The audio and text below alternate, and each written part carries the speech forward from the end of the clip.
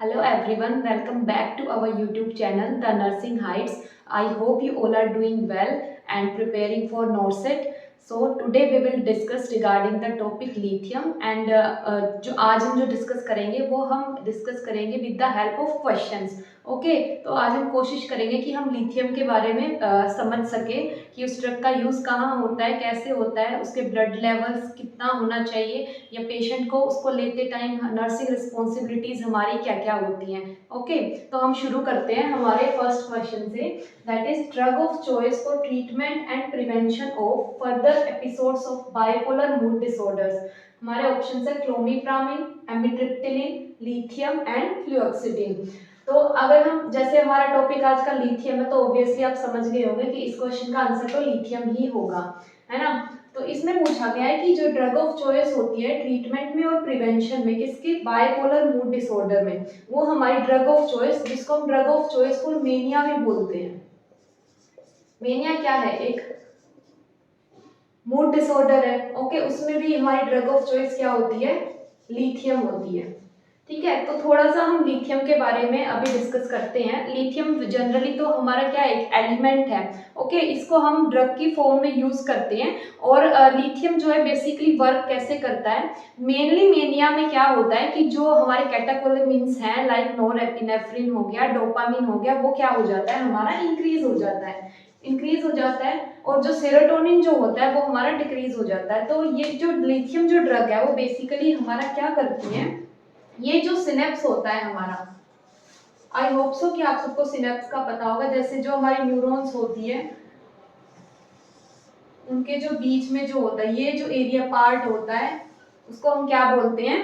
Synapse बोलते हैं। तो यहाँ पे ये क्या करता है, जो प्री सिनेप्टिक जो हमारा एरिया होता है वहां पे कैटेकोलेमिन्स को क्या किया तो रिलीज उनका बंद कर देगा, इनहिबिट कर देगा।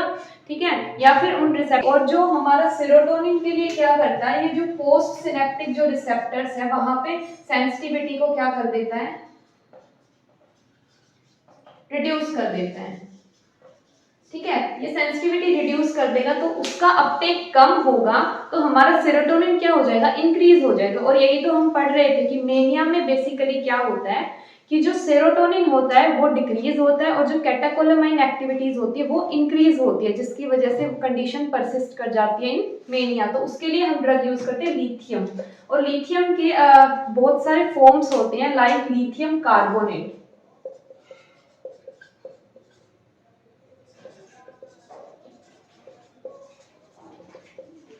Okay, lithium citrate. ठीक है, आई होप लिथियम के बारे में यहाँ तक आप लोगों को समझ में आया होगा। Okay, so next question is normal dose of lithium in the treatment of mania is, and the options are given below. तो जो हमारा जो नॉर्मल जो लिथियम का डोज होता है, यहाँ जो ये क्वेश्चन में बात करना चाह रहा है, ये पूछ रहा है एक्यूट मेनिया के लिए। ठीक है, और ये हमारा बहुत ही इंपॉर्टेंट और रिपीटेड क्वेश्चन है जो कि बहुत बार एग्जाम में पूछा जा चुका है कि जो नॉर्मल डोज होती है लिथियम की वो कितना होगा। तो वो होती है हमारी 900 टू 2100 ऑफ mg। ओके, इसमें क्या होता है, जो हमारा लिथियम है अभी हमने पहले डिस्कस किया था कि बहुत सारे फॉर्म्स होते हैं लाइक लिथियम कार्बोनेट,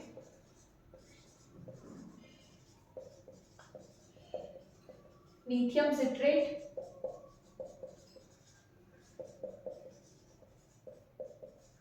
तो जो लिथियम कार्बोनेट होता है वो हमारा अवेलेबल होता है टैबलेट की फॉर्म में 300 mg एंड 400 mg का जो होता है सस्टेन रिलीज टैबलेट्स होती है वो अवेलेबल होती हैं। ओके, और इसका बेसिकली जो ट्रेड नेम होता है वो लिकाब के नाम से हमारा बेसिकली आता है।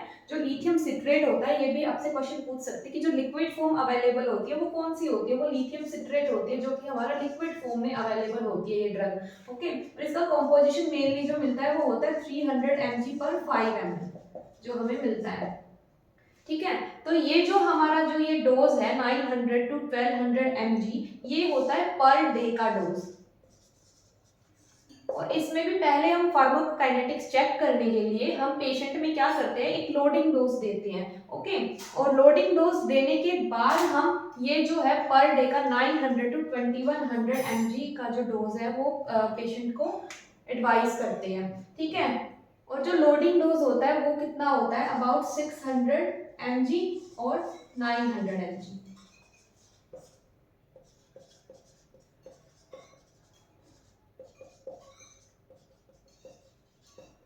ठीक है, तो ये था हमारा लिथियम के जो डोज होता है वो कितना होता है एक्यूट मेनिया में पर डे के अकॉर्डिंग। इसको हम 2 to 3 डोजेज में देते हैं पर डे।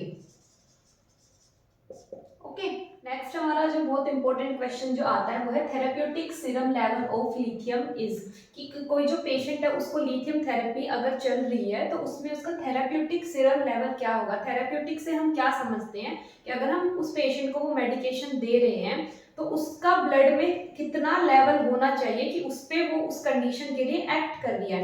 लाइक वो एक्यूट मेनिया के लिए यहाँ हम जो है ज्यादा बात करते हैं। ठीक है, अगर पेशेंट एक्यूट मेनिया में है तो उस टाइम अगर हम ड्रग दे रहे हैं तो ब्लड लेवल कितना होना चाहिए कि उस पे आने के बाद जो है वो एक्शन अपना शो कर रही है। ठीक है, तो इसमें हम 3 जो है ब्लड लेवल्स याद रखते हैं, एक तो थेराप्यूटिक एंड एक प्रोफाइलैक्टिक हैं, और एक क्या याद रखते हैं कि जो लिथियम की है वो टॉक्सिसिटी कब होती है।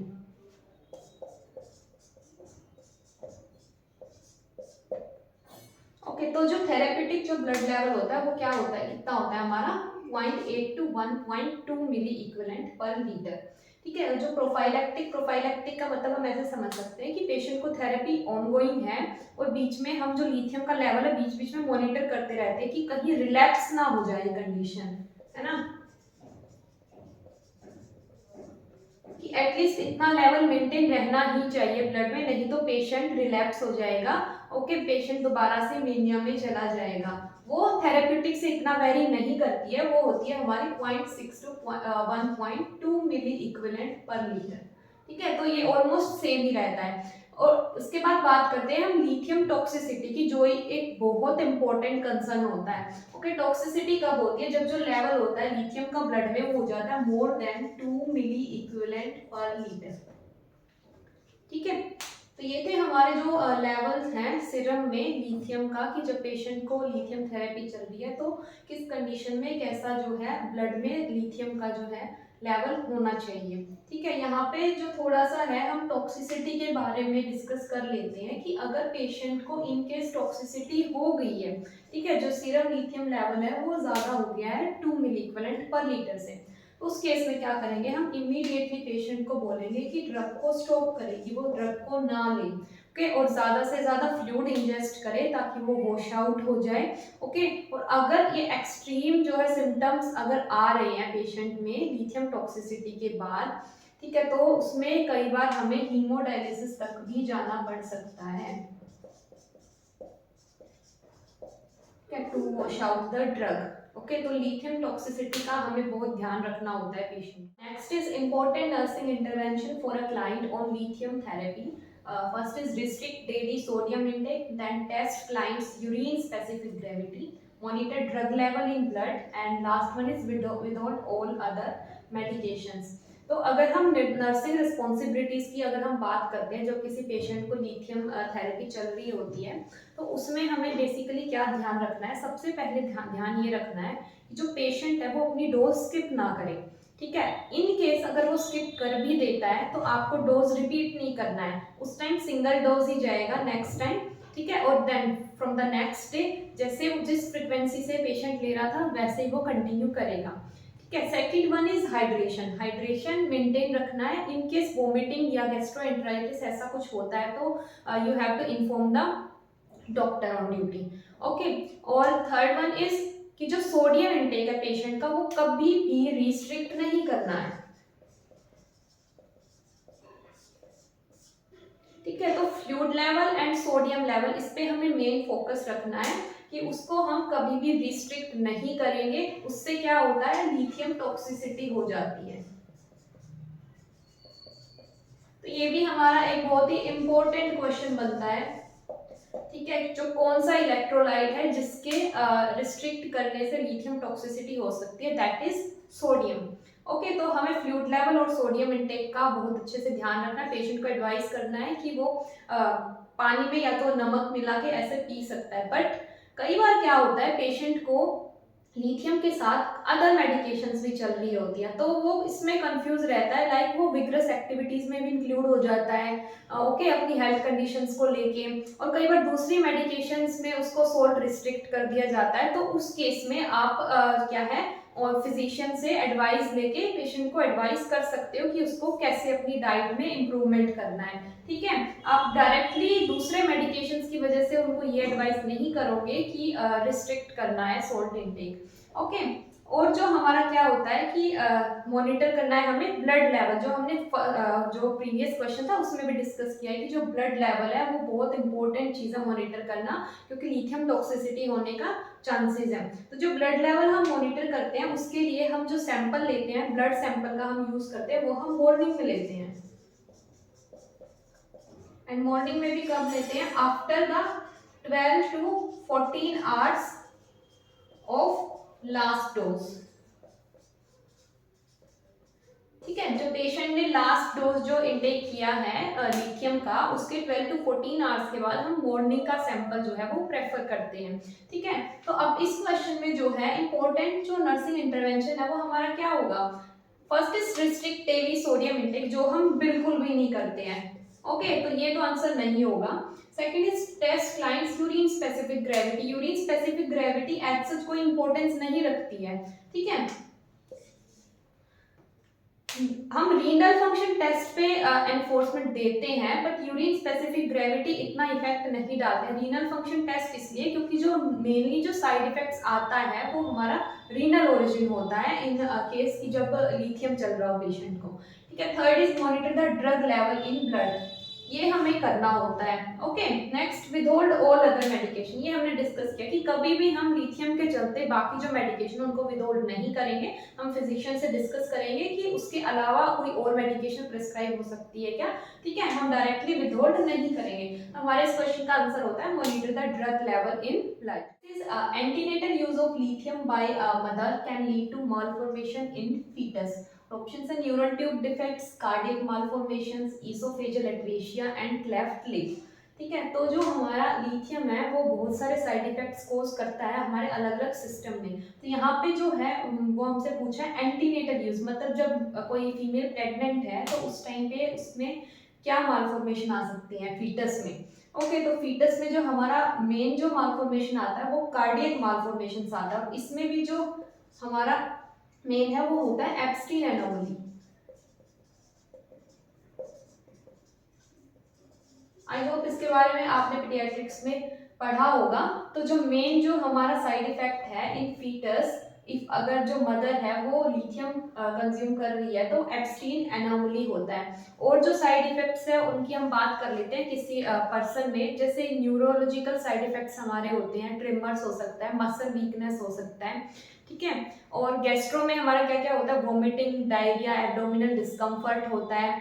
ओके, और एक जो गैस्ट्रो में इंपॉर्टेंट होता है वो होता है कि इस ड्रग के कंजप्शन से पेशेंट का क्या हो जाता है, मेटालिक टेस्ट हो जाता है।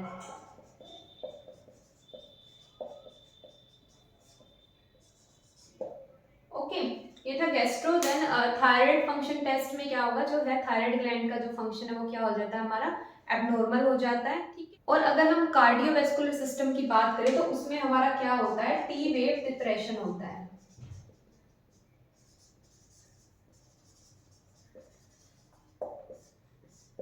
ठीक है, और अगर इसी क्वेश्चन से अगर हम बाद के पीरियड की बात करते हैं, जब लैक्टेशन फेज होता है मदर का, तो उसमें भी क्या होता है, मिल्क में जो है लिथियम सिक्रीट होता है। ठीक है, जो कि क्या है, बेबी में ट्रांसफर हो सकता है फ्रॉम मदर। ओके, तो ये थे हमने कुछ साइड इफेक्ट्स को समझा है। और एंटीनेटल ये बहुत इंपॉर्टेंट क्वेश्चन है, बहुत बार पूछा भी जा चुका है पहले, कि जो कार्डियक मालफॉर्मेशंस हैं वो होती हैं किसमें, फीटस में, अगर मदर लिथियम ड्रग का कंजम्पशन कर रही है। अगर आपसे कोई मोस्ट कॉमन साइड इफेक्ट अगर पूछता है,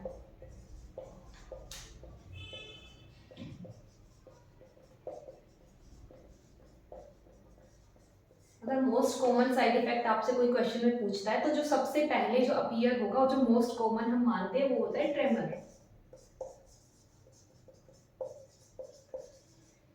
ठीक ठीक है। बाकी आप ऑप्शंस के अकॉर्डिंग जस्टिफाई कर सकते हो कि जैसा आपको, अगर ऑप्शन में ट्रेमर नहीं है तो आप सेकेंडरी चॉइस कोई और बना सकते हो अकॉर्डिंग टू जो हमने साइड इफेक्ट डिस्कस किए कि वो उन ऑप्शंस में इंक्लूड हैं या नहीं है, ठीक है। लेकिन अगर मोस्ट कॉमनली पूछा है और ऑप्शन में ट्रेमर है तो आप ट्रेमर ही मार्क करोगे। ओके, आई होप आप सबको लिथियम के बारे में समझ में आया होगा कि उसमें से क्या क्या इंपॉर्टेंट क्वेश्चंस पूछे जा सकते हैं। Thank you for watching our video.